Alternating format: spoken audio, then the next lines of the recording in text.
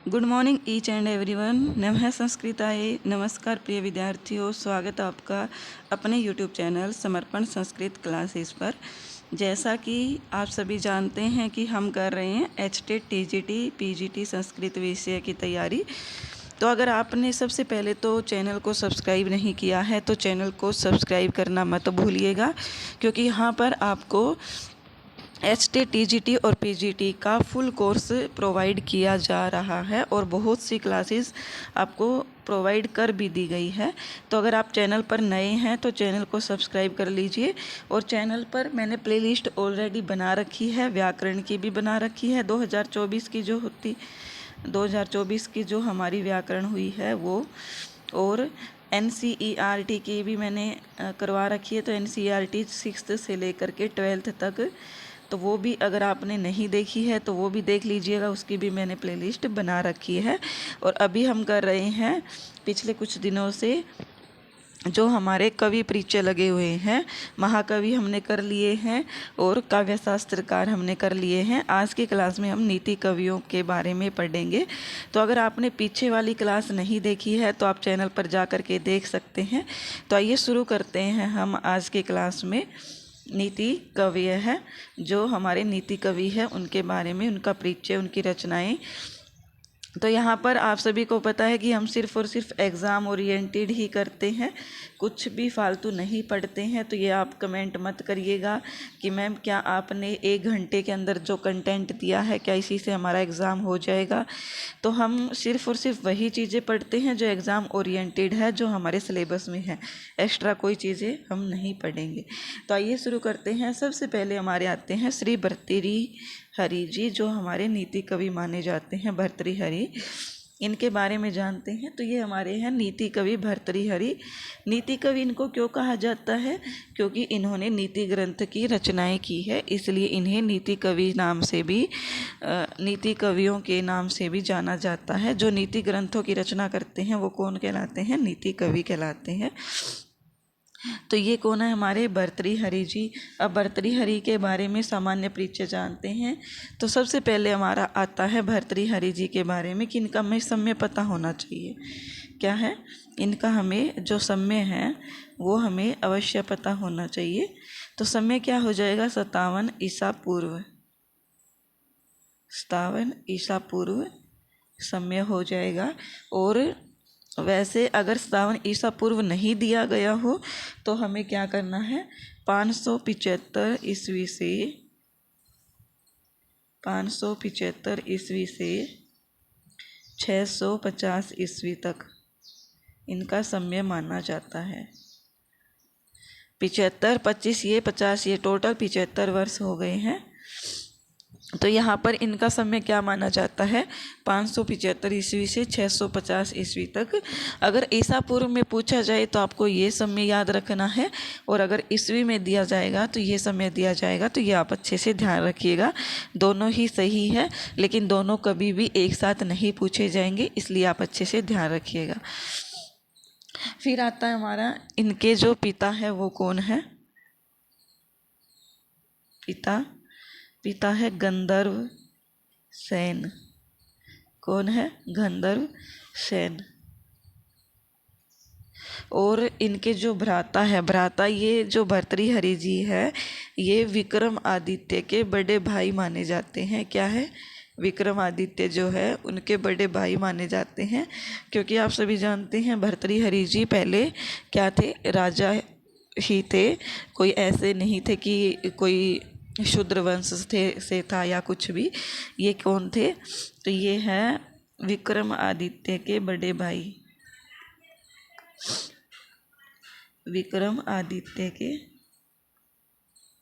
विक्रमादित्य कौन है?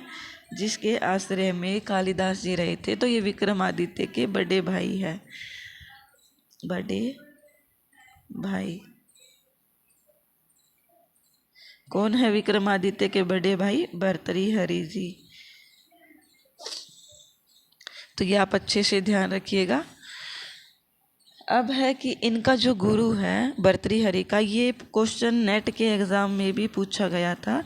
जो पेपर लीक हो गया पीछे, उस एग्ज़ाम में आया था कि भर्तृहरि के गुरु का नाम क्या है। तो यहाँ पर भर्तृहरि के गुरु का नाम क्या हो जाएगा, यहाँ पर हो जाएगा इनके गुरु का नाम वशुरात। वैसे गोरखनाथ का भी शिष्य इन्हें माना जाता है, लेकिन गोरखनाथ से संबंधित प्रश्न नहीं पूछा जाता है, प्रश्न आता है वशुरात से संबंधित। इसलिए आप इनके भर्तृहरि के गुरु का नाम वशुरात है, ये आप अच्छे से ध्यान रखिएगा। ये नेट के एग्ज़ाम में भी पूछा गया है और पीछे स्टेट के एग्ज़ाम में भी पूछा गया था। आई होप आप सभी जान गए होंगे कि इनके गुरु का नाम क्या है। इनकी पत्नी जो है, भर्तृहरि की पत्नी का नाम क्या है, पिंगला। आप साथ साथ अपने नोट्स बनाते चलिएगा, नहीं तो आपको जब रिवीजन के टाइम होगा तो क्या होगा कि जैसे ये अभी 1 घंटे की क्लास है, तो अगर आप नोट्स बना रहे हो अपना स्वयं का, तो इससे क्या होगा कि आपका जो रिवीजन होगा वो 10 मिनट के अंदर कवर हो जाएगा। लेकिन अगर आप नोट्स नहीं बना रहे हैं और फिर से आप क्लास देखोगे रिवीजन के लिए, तो आपको वापस 1 घंटे की क्लास देखनी पड़ेगी। इसलिए आपसे रिक्वेस्ट है कि आप अपने नोट्स स्वयं बना लीजिएगा। तो यहाँ पर इनकी पत्नी का नाम हो गया है पिंगला, और इनके जो अभी इनका जो प्रिय छंद है वो क्या है, तो इनका प्रिय छंद हो जाएगा,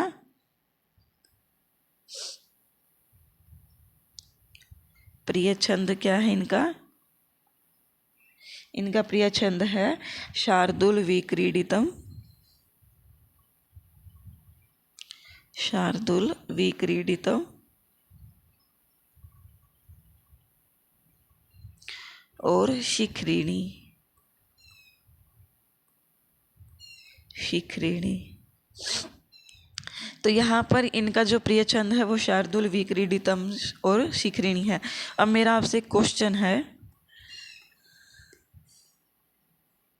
क्या है क्वेश्चन, कालिदास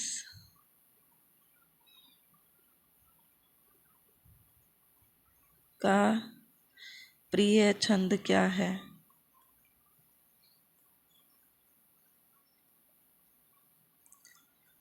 कालिदास का प्रिय छंद क्या है, कमेंट करके मुझे आप अवश्य बताओगे कि कालिदास का प्रिय छंद ये है,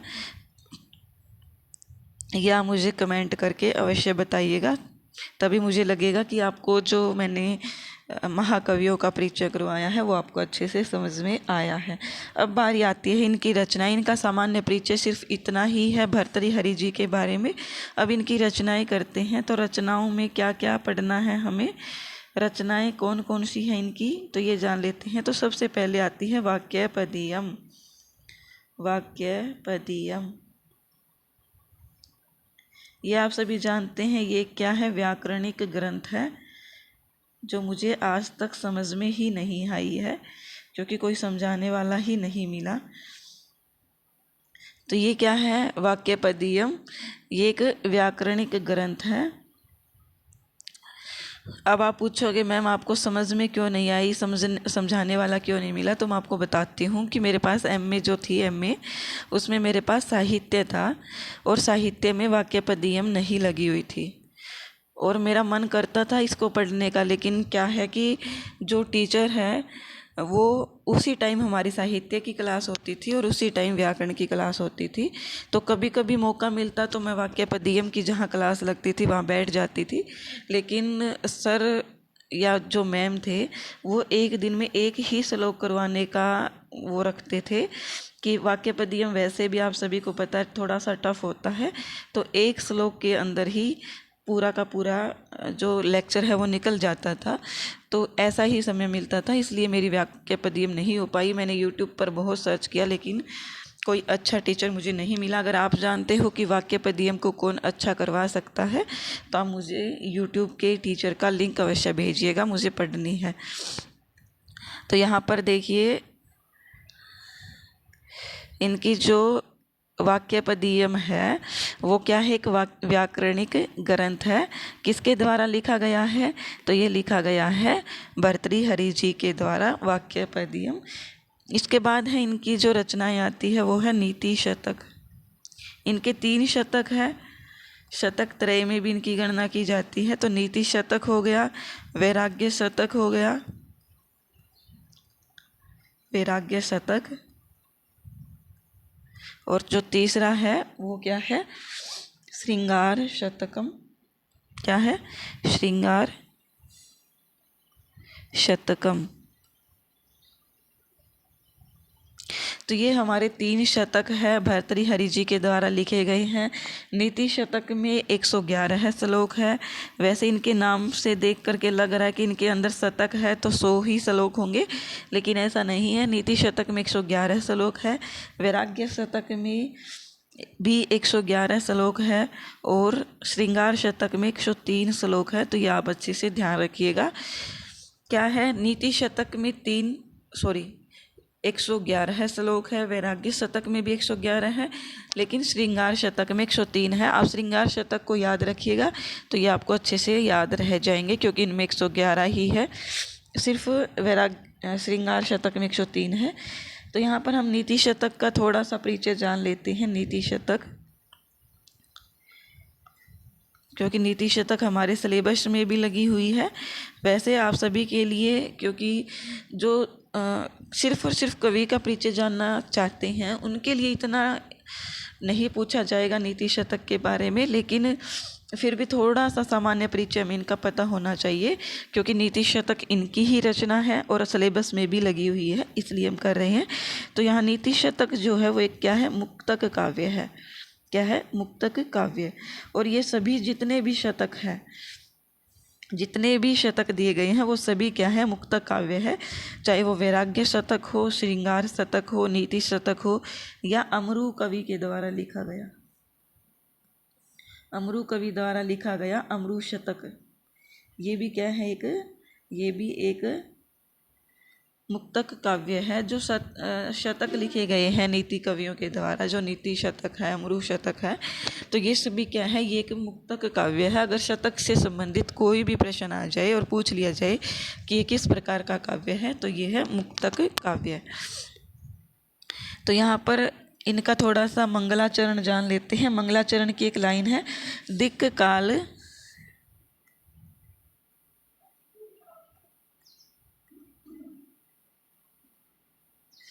दिक् काल आद्य अनवचिन्न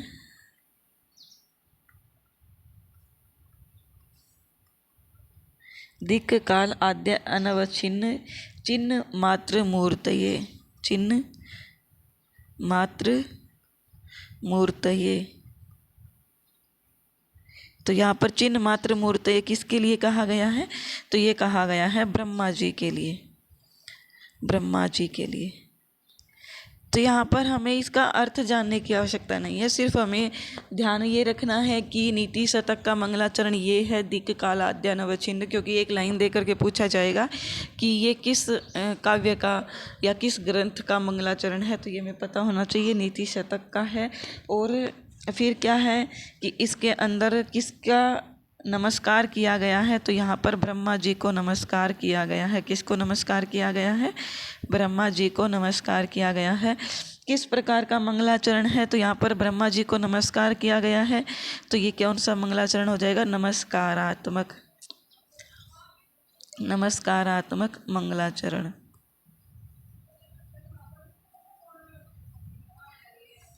और इसमें छंद कौन सा है, तो ये भी पूछा जाता है, तो छंद है इसमें अनुष्टुप, अनुष्टुप। पूरा का पूरी जो नीति शतक है उसमें अनुष्टुप छंद ही है, क्योंकि मैंने आपको पहले भी बताया कि जो भी नीति से रिलेटेड कोई काव्य होता है, भक्ति से रिलेटेड कोई भी काव्य होता है, जैसे रामायण, महाभारत, स्मृति से रिलेटेड जैसे याज्ञवल्क्य स्मृति, मनु स्मृति, तो इन सभी में कौन सा छंद होता है, इन सभी में अनुष्टुप छंद होता है।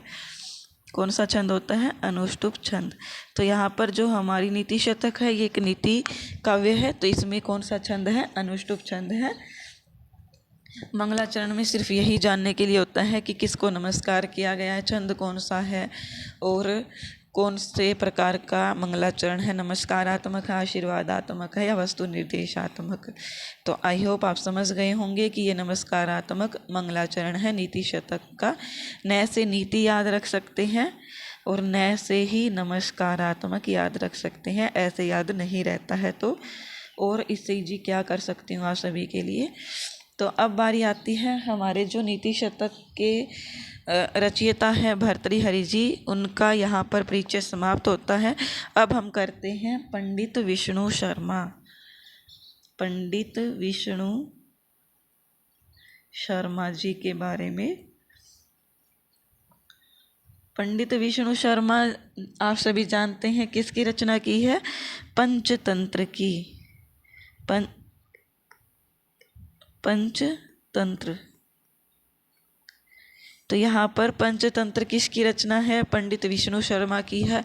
वैसे याद नहीं रहता, कन्फ्यूजन होता है, तो पंडित पहले जिसके अक्षर शब्द में आता है, जिसके नाम में आता है, उसी का पंचतंत्र है। क्योंकि जो हितोपदेश के रचनाकार है उसका नाम है नारायण पंडित। तो जहाँ पर पंडित पहले लगता है वो विष्णु शर्मा और उसकी रचना है पंचतंत्र, और जहाँ पर बाद में लगता है वो नारायण पंडित और जिसकी रचना है हितोपदेश।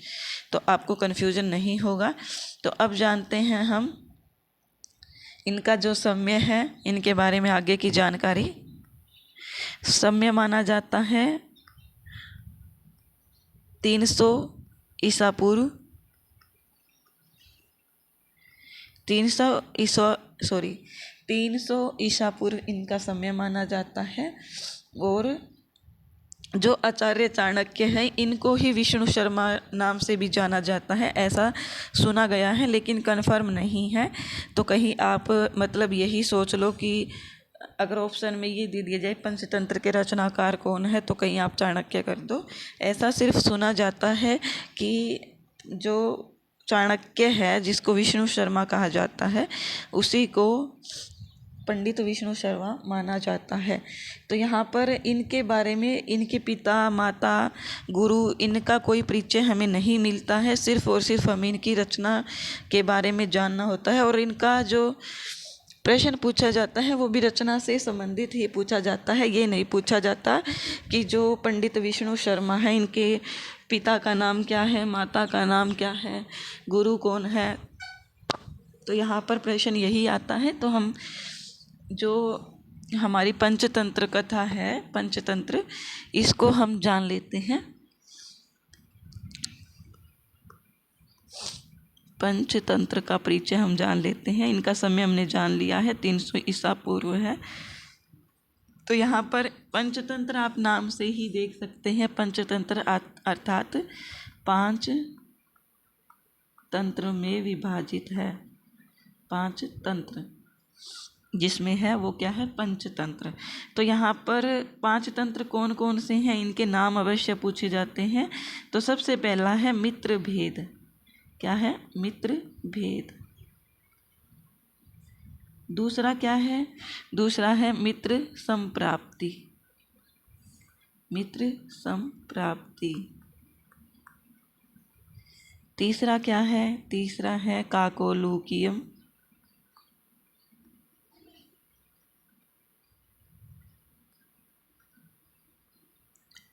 चौथा कौन सा है, चौथा है लब्ध प्रणाशय। लब्ध प्रणाशय। और जो पांचवी है, हमारा पांचवा तंत्र जो है वो क्या है, अपरीक्षित कारकम। क्या है, अपरीक्षित कारकम। अपरीक्षित कारकम। तो आपको है ना, मैं आपको बताती हूँ कि ये जो 5 तंत्र है ना, इनका क्रम अवश्य याद रखिएगा। और इनका प्रश्न में क्या पूछा जाता है, या तो प्रश्न इस प्रकार से पूछ लिया जाता है। देखो मैं आपको बताती हूँ प्रश्न किस प्रकार का पूछा जाता है। पंचतंत्र कह न गण्यते। पंचतंत्र में किसकी गणना नहीं की जाती है या कौन नहीं गिना जाता है। तो ऑप्शन हमें दे दिए जाते हैं, मित्र भेद, दूसरा ऑप्शन हमें दे दिया जाता है अपरीक्षित कारकम।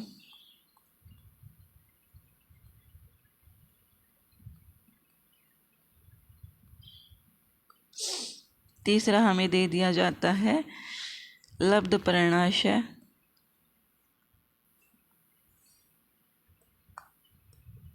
लब्ध परिणाशय। और चौथा हमें दे दिया जाता है सुहृद भेद। तो हमसे पूछा गया है कि पंचतंत्र में किसकी गणना नहीं की जाती, अर्थात ऐसा कौन सा ऑप्शन है जो पंचतंत्र में, पांच तंत्रों में नहीं गिना जाता है। तो आप देख सकते हैं कि पांच तंत्र में हमारा मित्र भेद भी है, अपरीक्षित कारकम भी है, लब्ध परिणाशय भी है, लेकिन सुहृद भेद किसका है? हितोपदेश का। तो इस प्रकार से प्रश्न पूछ लिए जाते हैं। या फिर प्रश्न कभी कभी इस प्रकार से भी आ जाता है कि इनमें से कौन से दो पंचतंत्र में गिने जाते हैं या कौन से दो नहीं गिने जाते हैं। तो हमें दो भी छांटने होते हैं, तो हमें लिखना होता है एक व दो, दो व चार, चार व एक।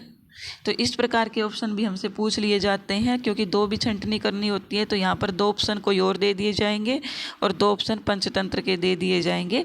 आई होप आप सभी समझ गए होंगे। ऐसा नहीं है कि आपने कभी भी एग्ज़ाम नहीं दिया होगा, तो आपको अच्छे से समझ में आ गया होगा कि पंचतंत्र से रिलेटेड या इस प्रकार के, और इनका सीक्वेंस भी पूछा जाता है। तो इनका सीक्वेंस आपको इसी प्रकार से याद रखना है। सबसे पहले मित्र भेद, फिर मित्र संप्राप्ति, फिर काकोलुकियम, लब्ध परिणाश और अपरीक्षित कारकम। क्या है? अपरीक्षित कारकम।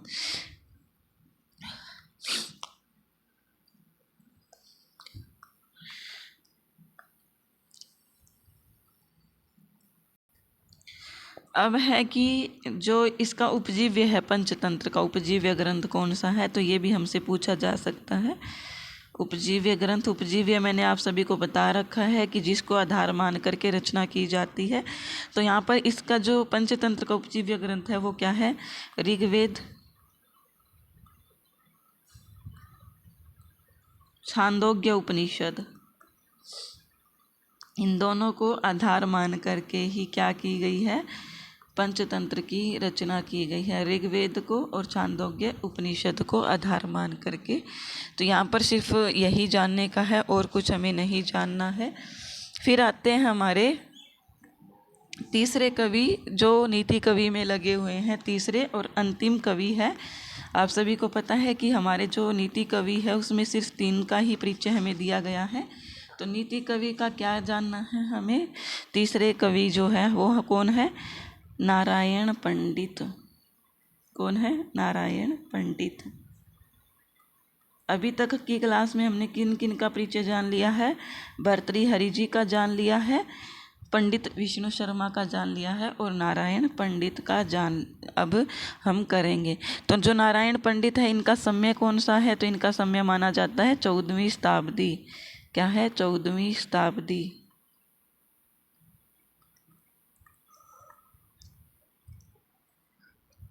अच्छे से ध्यान रखिएगा, इनका समय 14वीं शताब्दी माना जाता है। और इनके जो आश्रयदाता राजा है, आश्रयदाता मैंने आपको बताया था, आश्रयदाता राजा मतलब जो आश्रय देने वाले होते हैं। तो यहाँ पर आश्रयदाता जो राजा है उसका नाम क्या है? तो वो है बंगाल के राजा, बंगाल के राजा ध्वलचंद्र। कौन है? ध्वलचंद्र। तो ये हमारे कौन है? नारायण पंडित के आश्रयदाता राजा है। अब बारी आती है हितोपदेश के बारे में थोड़ी सी जानकारी। तो यहाँ पर इनके बारे में सिर्फ इतना ही पता है, इनके माता पिता हमसे नहीं पूछे जाते हैं। अब इनकी जो ग्रंथ है या जो रचना है हितोपदेश, इसके बारे में पूछा जाता है। तो हितोपदेश के बारे में हम जान लेते हैं। हितोपदेश, हितोपदेश, हितोपदेश क्या है? हितोपदेश एक कथा ग्रंथ है। क्या है? कथा ग्रंथ है। हितोपदेश एक कथा ग्रंथ है जिसमें क्या है, 4 भाग है, 4 भागों में विभाजित है। पंचतंत्र 5 भागों में थी। इसी प्रकार से जो हितोपदेश है वो 4 भागों में विभाजित है। कौन कौन से हैं वो 4 भाग? तो सबसे पहला है मित्र लाभ, मित्र लाभ। दूसरा है सुहृद भेद, सुहृद भेद। तीसरा हमारा आ जाता है विग्रह, और चौथा आता है हमारा संधि। तो आप ये अच्छे से ध्यान रखिएगा, कभी कभी हमारे दिमाग में ये चलता रहता है कि पहले विग्रह होगा फिर संधि होगी, सॉरी पहले संधि होगी, संधि होने के बाद विग्रह होता है। तो ये आप अच्छे से ध्यान रखिएगा कि पहले यहाँ पर 4 भागों में विग्रह पहले हो रहा है, संधि बाद में हो रही है। संधि हमारा क्या है, अंतिम, हितोपदेश का अंतिम भाग है, चौथा भाग। और पहला मित्र लाभ, फिर सुहृद भेद, फिर विग्रह, फिर संधि। तो यहाँ पर जो इसकी हितोपदेश में टोटल कथा है वो कितनी है? तो हितोपदेश में कुल कथा 43 है। कितनी है कुल कथा? 43 है, जिसमें से 25 कथा कहाँ से ली गई है? 25 कथा पंचतंत्र से ली गई है। कहाँ से ली गई है? पंचतंत्र से ली गई है, पंचतंत्र से ली गई है। अगर हमसे ये पूछा जाए कि इसका उपजीव्य क्या है, हितोपदेश का उपजीव्य ग्रंथ कौन सा है, तो ये हमारा हो जाएगा पंचतंत्र, क्योंकि पंचतंत्र में से ही 25 कथा हितोपदेश में रखी गई है। तो ये आपको पता होना चाहिए कि इसका जो उपजीव्य ग्रंथ होगा वो भी पंचतंत्र ही होगा, और पंचतंत्र ही होगा। कितनी कथाएं पंचतंत्र से ली गई है? पंचतंत्र से 25 कथाएं ली गई है, टोटल 43 कथाएं हैं। उपजीव्य ग्रंथ है पंचतंत्र। शैली क्या है? शैली मतलब क्या होता है? लिखने का तरीका। तो शैली है चंपू शैली। क्या है? चंपू शैली। चंपू शैली मतलब जिसमें गद्य और पद्य मिश्रित होते हैं। चंपू क्या होता है? गद्य और पद्य मिश्रित, गद्य पद्य मिश्रित, जिसमें गद्य भी होता है और पद्य भी। गद्य पद्य आई होप आप समझते होंगे। पद्य में श्लोक होते हैं या मंत्र होते हैं, और गद्य में कहानियाँ दी हुई होती है, इस प्रकार से। तो यहाँ पर जो हितोपदेश है इसके अंदर श्लोक भी दिए गए हैं और इस प्रकार के गद्य में कहानियाँ भी दी गई है। तो ये चंपू शैली में लिखा गया है। और विधा किस प्रकार की है? तो विधा नीति काव्य है। ये क्या है? नीति काव्य। क्या है? नीति काव्य है। इसमें और कुछ जानने का इसमें इम्पोर्टेंट नहीं है। आई होप आपको क्लास समझ में आई होगी। यहाँ पर हमारे जो नीति कवि है, जितने भी नीति कवि सिलेबस में लगे हुए थे वो सब कंप्लीट होते हैं। कल की क्लास में हम आगे के कवि जानेंगे। गद्यकार कवि रहते हैं हमारे और आधुनिक कवि रहते हैं, तो इनके बारे में हम जानेंगे। सॉरी, कल हमारी क्लास नहीं होगी, हम मंडे को क्लास लेंगे, उसी क्लास में आपको करवाया जाएगा। आप सभी को पता है संडे को क्लास नहीं होती है। आई होप आपको क्लास समझ में आई होगी, और कृपया करके क्लास को शेयर किया कीजिए। आप जितना शेयर करोगे उतना ही वीडियो ग्रो करेगी और उतना ही मुझे मोटिवेशन भी मिलेगा कि हाँ, बच्चों को अच्छे से समझ में आ रहा है। ठीक है, नमस्कार। बने रहें हमारे साथ इसी प्रकार से। धन्यवाद।